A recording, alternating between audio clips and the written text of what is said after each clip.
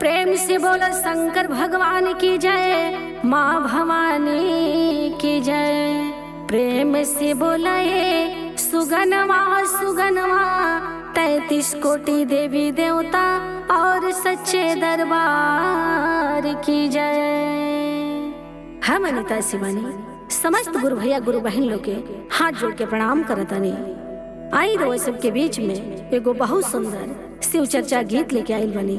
उम्मीद करतनी गीत रउआ सबके बहुत पसंद आई। यदि पसंद आई तो कमेंट बॉक्स में हर हर महादेव जरूर लिखब। यदि हमरा चैनल पर रउआ सब नया बनी तो चैनल के रउआ सब शेयर लाइक सब्सक्राइब जरूर करब। आई ये गीत में ये बा कि एगो शिष्या बाड़ी और शंकर भगवान से उ निवेदन करतरी कि हे प्रभु, ई राउर दुनिया बनावल बाटे, ये माया के जाल कैसन बा कि ये माया के जाल में ना रिश्ता ना नाता ना घर परिवार केहू केहू के चिन्हत नहीं खे। और यही माया के बजरिया में हमरो झोपड़िया बा, तनी कबहू ते आई और हमके दर्शन दे हे प्रभु। ये कैसन माया के जाल बा। ताई रवा सभी गीत हमने के संगीत के माध्यम से सुनल जाओ। हर हर महादेव, हर हर महादेव। अरे तो हरे दे हल्का शिवजी,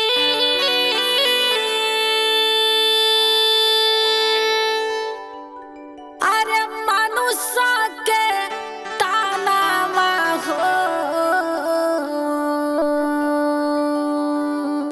अरे तो हरे दे हलसन सार हो। ए शिवजी काहेरा चला माया के बाजार हो।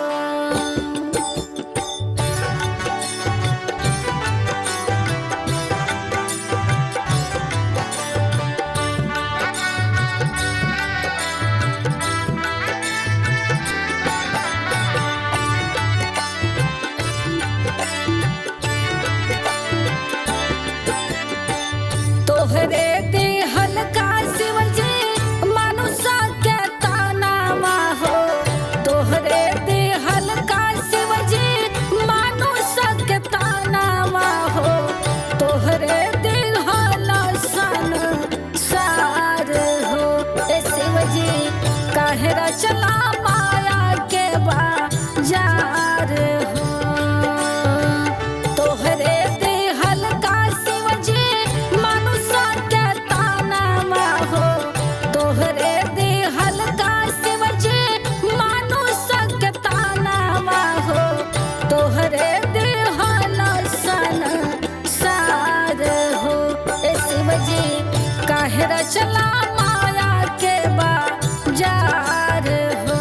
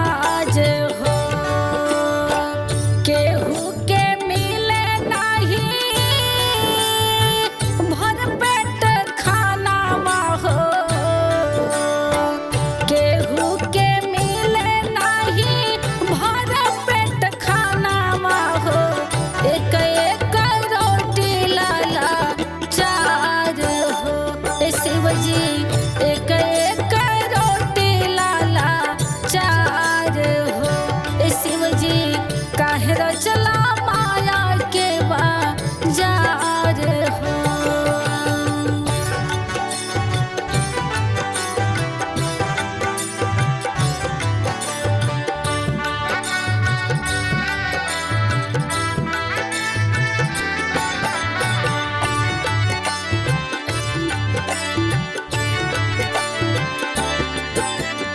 सुख बेरिया सभे केहू आपन बुझाला, दुख बेरिया केहू ना सहाय हो।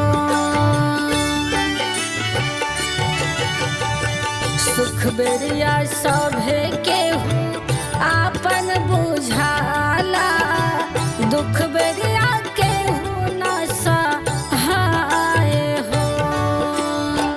मतलब के रिश्ता नाता,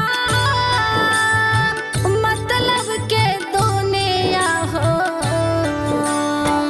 मतलब के रिश्ता नाता, मतलब के दुनिया हो।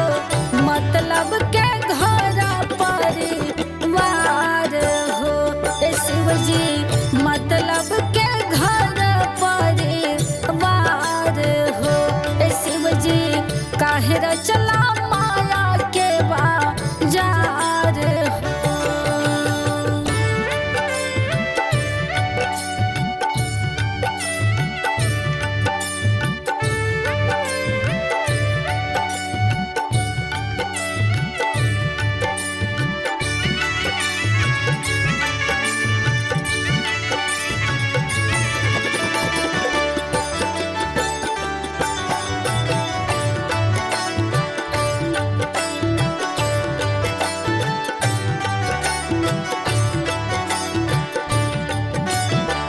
रोज रोज घूमे शिव जी चढ़ के बसहावा, घूमे ले सागरी जहान हो।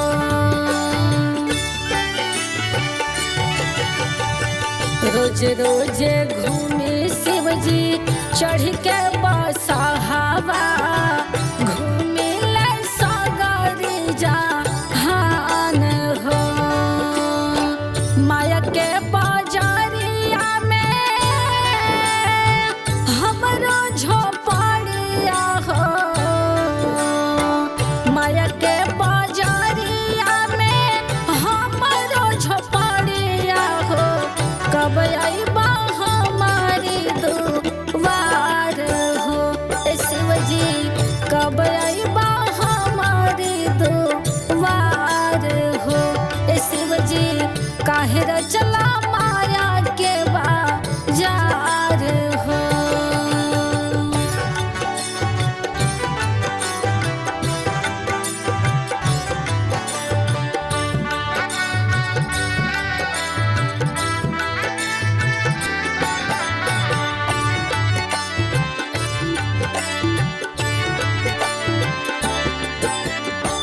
भैया हरेंद्र दिहले 3 सूत्र ज्ञानामा, पालन करे दिन रात हो।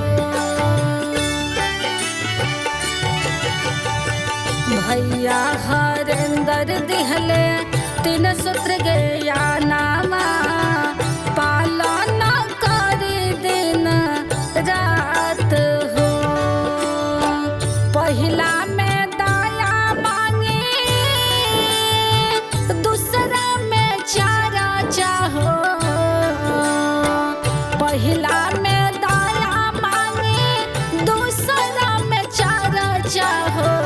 तीसरा में गुरु पर नाम हो। शिव जी तीसरा में गुरु पर नाम हो। शिव जी काहे रचला